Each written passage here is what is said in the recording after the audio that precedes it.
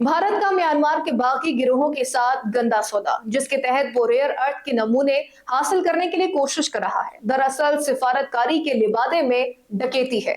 ये कदम एक बार फिर भारत के असल चेहरे को बेनकाब करता है कि वो किस तरह अपने तंग नजर मफादात के लिए हमसाया मुमालिक में बदअमनी को हवा देता है।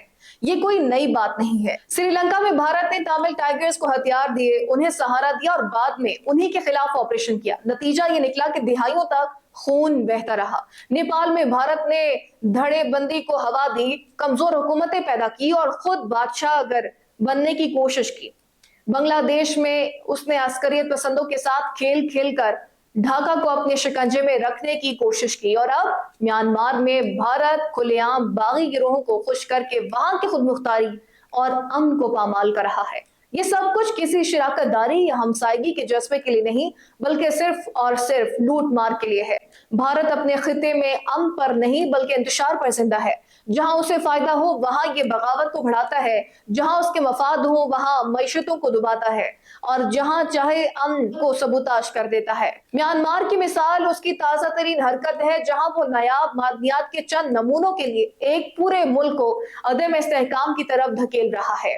सच ये है कि भारत पूरे जनूबी एशिया का सबसे बड़ा बिगाड़ पैदा करने वाला मुल्क है। एक ऐसा रियासती किरदार जो अपने हमसायों की खुद मुख्तारी और अमन को मुसलसल कमजोर करता है। ये जाहिरी तौर पर बड़ी ताकत का दावा करता है, लेकिन इसकी असल ताकत इंतशार फैलाने, साजिशें करने और दूसरों के मामलात में मुदाखलत करने में है।